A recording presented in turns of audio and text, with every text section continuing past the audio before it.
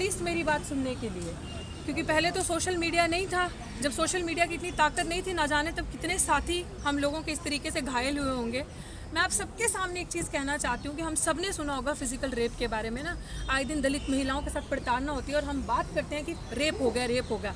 लेकिन as a psychologist I want to address here, we have never heard about और talked about mental rape, जिसकी आपके सामने जीती जागती एक उदाहरण आपके सामने खड़ा है कि मेंटल रेप क्या होता है। एज ए साइकोलॉजिस्ट आज मैं समझ सकती हूँ रोहित वेमुला और पायल तड़वी ने क्यों अपने प्राणों की आहुति दी, why they end up committing suicide. It's just that, क्योंकि जब आपको चारों तरफ से सिस्टम या कोई भी जो लोग आपकी बात नहीं सुनते या आपके पोटेंशियल से जिनको थ्रेट होता है, वैसे इस सोसाइटी में कहते हैं कि इन लोगों के अंदर मेरिट नहीं है, पोटेंशियल नहीं है, ये लोग आ जाते हैं अपने बैगेज के साथ। बट जब आपको मेरिट दिखता है तो आपको जिसके मुंह में आपको जुबान दिखती है तो आप पूरी कोशिश करते हैं किसी तरह से उसकी जुबान बंद हो जाए, किसी तरह से वो बोल ना पाए, सामने ना आए। सामने वाले को थ्रेट महसूस होती है और वो जो थ्रेट है, वो जो घुटन है, वो दिन रात पिछले 1.5 साल से मैं जी रही हूँ उस थ्रेट के अंदर। मुझे ऐसा लगता है कि ये हौसला है, शायद I really thanks to mister Mahmood प्राजा जो मेरे एडवोकेट हैं, जिन्होंने हिम्मत दे के रखी। और ये जो मेरे समाज के भानु प्रताप जी हो गए, जो बड़े बड़े चेहरे पीछे खड़े हैं, नवदीप होगी मेरे इस तरफ, नेहा भारती होगी, literally I seek strength from these girls and these people जो समाज के बड़े लोग हैं, कि इन्होंने मेरी बात सुनी और आज यहाँ मेरे साथ आके खड़े हुए। मैं दौर वो याद करती हूँ कि शायद अगर सोशल मीडिया की ताकत ना होती और अगर मेरी बात सुनी नहीं जाती तो मुझे भी, मैंने क्यों बार बार अपने हर पोस्ट में लिखा कि जो हाल रोहित वेमुला का हुआ या जो पायल तड़वी का हुआ, क्या आप तब मेरा साथ देंगे जब मेरे लिए भी मोमबत्ती जलानी आपको पड़ेगी, जब मैं इस मेंटल टॉर्चर से मेरे अंदर क्षमता खत्म हो जाएगी उस चीज़ को झेलने की, ये जो मेरे साथ पीड़ा हो रही है, जो मैं मेंटल रेप झेल रही हूँ, तब क्या आप मेरे साथ सड़कों पे आएंगे। तो मुझे ऐसा लगा कि जहाँ पिछले 1.5 साल से मेरी कोई सुनवाई नहीं हो रही, तमाम सबूत, पुख्ता सबूत, इतने स्ट्रॉन्ग प्रूफ के बावजूद मेरी कहीं सुनवाई नहीं हो रही, मेरा पक्ष मुझे रखने का मौका ही नहीं दिया जा रहा।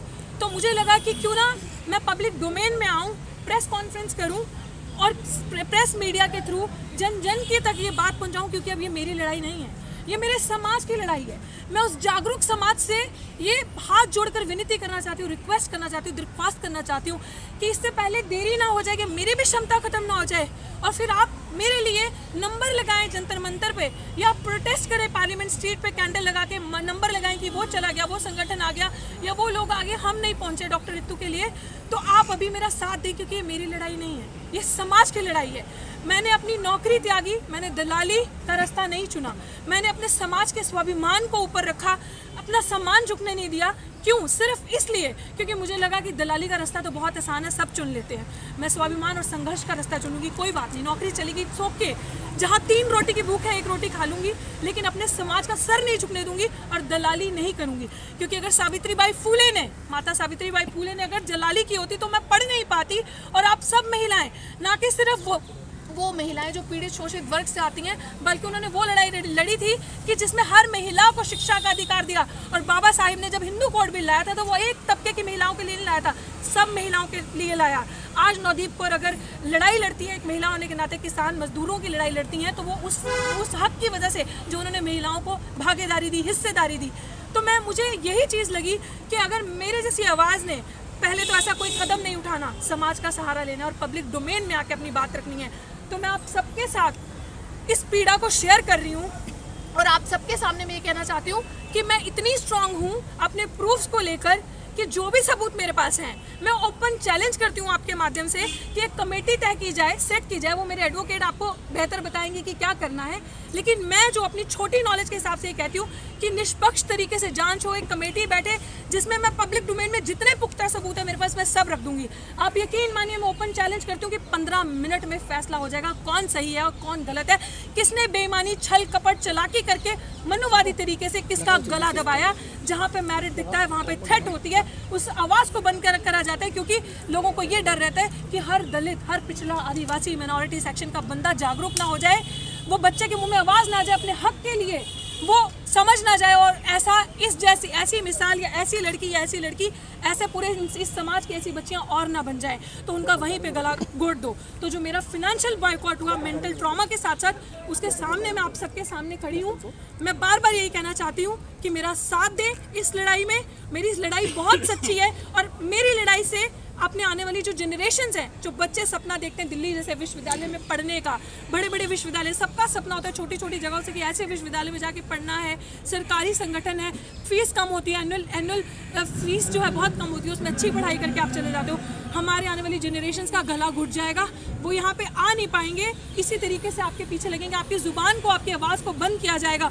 और दूसरी मेन बात मैं आपको ये बताना चाहती हूँ कि हमारे दिल्ली यूनिवर्सिटी में, मैं इसलिए वहाँ की शिक्षक हूँ और शिक्षिका भी हूँ, मैं ये कहना चाहती हूँ कि हमारे जो माइनॉरिटीज़ के, SC STs के, दलित कम्युनिटीज़, मार्जिनलाइज के, OBC के इतनी सीट्स पड़ी हैं दिल्ली यूनिवर्सिटी में, असिस्टेंट प्रोफेसर के पद पे, लेक्चरर, टीचर आप बन सकते हैं, जिसे हम कहते हैं बैकलॉग शॉर्टफॉल, जिस पे NFS करके आप स्टूडेंट को निकाल देते हैं, टीचर को निकाल देते हैं, बोलते हैं नॉट फाउंड सूटेबल। आपको लोग घर से लाने में, आपको इतने लोग नहीं मिलेंगे, आपने ढूंढ के लाना पड़ेगा उन पद पे पढ़ाने के लिए। वो पद मैलिफाइड इंटेंशन से उन पद पे कोई और लोग आके बैठ के पढ़ा रहे हैं और वो आपकी सीटें हैं, आपका हक है। अगर आप इस लड़ाई में मेरा साथ देंगे, अपने समाज का साथ देंगे, तो ना जाने जो लोग अभी ये सपने सोच के भूल के बैठ चुके हैं कि हम भी कभी दिल्ली यूनिवर्सिटी में पढ़ सकते हैं, हम भी कभी बाहर जाके अच्छी शिक्षा ले सकते हैं, उन सबका हक, जो सपनों को, जिनके माँ बाप पियोन है, जिनके माँ बाप मैनुअल स्कैवेंजिंग करते हैं, मेला ढोते हैं, कूड़ा उठाते हैं, उनके बच्चे यहाँ पे आके पढ़ सकते हैं और पढ़ा सकते हैं, अच्छा रोजगार पा सकते हैं, अच्छी शिक्षा प्राप्त कर सकते हैं। तो आप मेरा साथ दें, ये लड़ाई लंबी है, ये एक सिर्फ एडहॉक टीचर की या एक दलित शिक्षक की या एक मार्जिनलाइज कम्युनिटी से या मिनॉरिटी से आने वाली की आवाज़ नहीं है, ये हर उस बच्चे की आवाज़ है जो गांव में बैठ के, दूर देश में बैठ के सपना देख रहा है। और मेरी आवाज़ को बुलंद करे, मुझे न्याय दे, कहीं ऐसा ना हो कि ये आवाज़ भी बुलंद हो जाए और ये आवाज़ भी सूले के घाट चढ़ जाए। जी मैडम, हुआ क्या है वो तो बता दीजिए, जी क्या है आपका? सर देखिए, घटना यही है कि जो हुआ है ये बोलने की सज़ा है कि आप एक महिला जो पीड़ित शोषित, पूरी बातचीत तो बताइए, आपके साथ क्या घटना हुई है? 5 अगस्त को मेरा दिल्ली विश्वविद्यालय में सिलेक्शन हुआ था 2019 में। बिल्कुल क्लियर वैकेंसी पे मेरा सिलेक्शन हुआ। अभी मैंने डॉक्टरल डिग्री पास ही करा था, इमीडिएटली अगले महीने मेरा अपॉइंटमेंट हो गया और बहुत अच्छे से मेरा अपॉइंटमेंट हुआ। जो मेरी अंदर जो बैठे ऑब्जर्वर भी थे, जो मेरी, उसमें उन्होंने कहा था कि she is the best potential candidate जो हमने सिलेक्ट किया इस पूरी लिस्ट में से। उन्होंने मेरे मुंह पे मेरी तारीफ की, प्रिंसिपल भी वहाँ बैठी थी। लेकिन कुछ दिन के बाद जब मेरे कुछ वीडियोज़ आप जैसे सोशल मीडिया के माध्यम से जो भी मैंने सच बोला, ये जो भी मैंने रॉन्ग पॉलिसी सरकार की चैलेंज करी, मैंने खुलेआम रोस्टर की लड़ाई लड़ी, जो कि 200 पॉइंट रोस्टर की लड़ाई हमारे हक की लड़ाई थी। अगर 13 पॉइंट रोस्टर दिल्ली विश्वविद्यालय में आ जाता तो 300 साल लग जाते एक मिनॉरिटी, SC ST OBC की सीटों को आने के लिए दिल्ली असिस्टेंट प्रोफेसर के पद पे या प्रोफेसर के पद पे। तो हम लोग कैसे पढ़ पाते? तो उन चीज़ों की मैंने लड़ाई लड़ी। मैंने SC ST एक्ट की डिल्यूशन की लड़ाई लड़ी 2 अगस्त में। बहुत सारी ऐसी चीज़ें थी जहाँ पर मैं कंधे से कंधा मिला के लोगों के हक के लिए खड़ी हुई। यही सिर्फ सर मेरा कसूर और यही मेरा गुनाह है कि इस लड़ाई की वजह से जब मेरी कुछ मीडिया बाइट, जो मैंने सच बोला वो वायरल हुआ, वो मेरी प्रिंसिपल के फ़ोन में जाकर पहुंचा और उन्हें बर्दाश्त नहीं हुआ। उन्होंने मुझे टारगेट करना शुरू किया। उनको मेरे से ये दिक्कत थी, जो मुझे सुनने में आता था कि तुम थोड़े थम जाओ। कॉलेज की टीचर्स कहती थी तुम ज़्यादा उड़ो मत, तुम थम जाओ, तुम्हारे पे प्रिंसिपल की निगरानी है, तुम जिस तरीके के कपड़े पहनते हो, जिस तरीके की बातें करते हो, जो अंग्रेजी बोलती हो ना, उसे बहुत दिक्कत है। इस चीज़ से हमें सुनने में आता है। एक तो वो एक सोचिए नॉट ओनली कि आप किस कम्युनिटी से हो, बट कि आप किस, मुझे बहुत सारी ऐसी टीचर बोलते थे कि वो कहती थी कि पागल सरदारनी है, ये मुझे पता है अच्छे से कैसी दिखती है, ज़्यादा हवा में उड़ती है, इसके पर काटना मुझे आते हैं। लिटरली दीज वर्ड्स, और ये ऑन रिकॉर्ड बहुत सारे टीचर्स ने मुझे बताया कि हम लोगों के पास इस तरीके की स्टेटमेंट्स आती है। ये क्या कर लेंगे, इन लोगों को तो ये दलित जो है ना, ये ज़्यादा हवा में उड़ते हैं, इनको अच्छे से संभालना या टैकल करना हमें आता है। बहुत सारी चीज़ें मेरे पहनावे के बारे में, मेरे बात करने के तरीके के बारे में, उनको हमेशा इस चीज़ से, मुझे तो ऐसा लगता है कि उनको थ्रेट पहुंचती थी, लेकिन उनको इस चीज़ से दिक्कत होती थी कि जिस तरीके की जागरूकता है और जो एक नया ट्रेंड लेकर आ रही है, जिस तरीके के बच्चों के साथ इसका इतना अच्छा रिलेशन है, और बच्चों के साथ एक यंग फैकल्टी हूँ और सबसे यंगेस्ट फैकल्टी थी मुझे लगता है मैं उस कॉलेज की, और उनको ये लगता था कि कहीं कॉलेज का इन्वायरमेंट ऐसा ना बदल जाए, सबके मुंह में जुबान ना आ जाए और मेरी दलाली और गुलामी करना लोग छोड़ ना दें। बस यही मेरा गुनाह था। इसको उन्होंने मुझे टारगेट किया।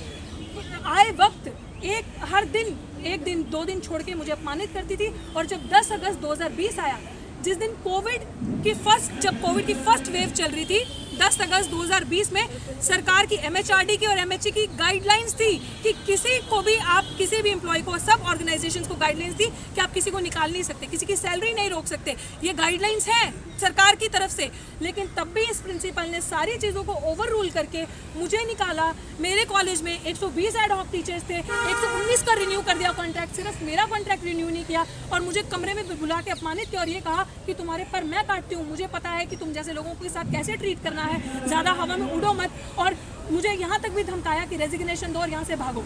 मुझे ये कहा, नहीं तो मुझे पता है। का नाम क्या है जो उन्होंने जिस तरह का डॉक्टर सविता रॉय। उन्होंने इस जी तरह जी की बात जी बोली। जी जी बिल्कुल बिल्कुल। और तो और ये पूरी सर कॉन्स्पिरेसी हुई है मेरे खिलाफ। 10 अगस्त को जो मुझे निकाला उनके पास बोलने के लिए कुछ नहीं था, सिर्फ मुझे धमकाने के लिए था और मुझे अपमानित करने के लिए था।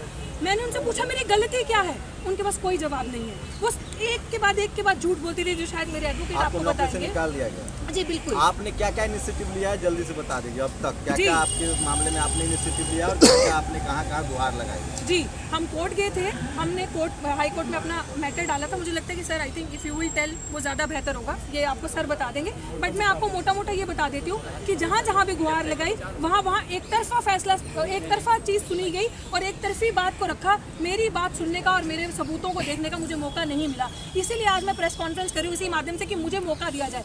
और रही बात 10 अगस्त को जब 2020 को मुझे निकाला, उसके बाद कॉन्स्पिरेसी हुई। जब उन्हें पता चला कि मीडिया मुद्दा उठा रही है, ये कॉलेज के बाहर धरने पे बैठ गई है लड़की। उन्होंने एक चोरी से मीटिंग करी टीचर्स के साथ ऑनलाइन, जो मेरे डिपार्टमेंट की बाकी टीचर्स थी, जो 10 अगस्त को मेरा साथ दे रही थी, 10 अगस्त को मेरे साथ थी। जबकि जो टीचर इंचार्ज है उन्होंने मेरा लेटर भी साइन कर दिया था कि हम आपको रखना चाहते हैं, मेरी ज्वाइनिंग पे साइन भी कर दिया। लेकिन 10-15 दिन के बाद वो एक मीटिंग करती है प्रिंसिपल के दबाव में आके सारी, और साइन करके दे देती है कि गलती मेरी है, मैं अच्छी टीचर नहीं हूँ, मैं वगैरह वगैरह क्लास में नॉन दलित दलित पे बात करती रहती हूँ। मैं क्लास में टॉपिक पे इस तरीके के कुछ इल्जामात उन्होंने लगाए जो कि बेबुनियाद है, झूठा। उन्होंने मेरे खिलाफ एक पत्र लिखा खुद ही, जो सबूत के तौर पे पेश किया, सब झूठ है। मेरे पास हर एक उनके सवाल जो उन्होंने झूठे वहाँ रखे हैं, हर एक चीज़ का जवाब है। शायद यही उनको डर है कि इसकी आवाज़ को बंद कर दें। हर एक जगह पे प्रेशर डाल दिया है कि कहीं अगर ये लड़की सामने आ गई और इसको मौका दे दिया तो वो चीज़ प्रूव हो जाएगी और सारी चीज़ें लीक हो जाएंगी।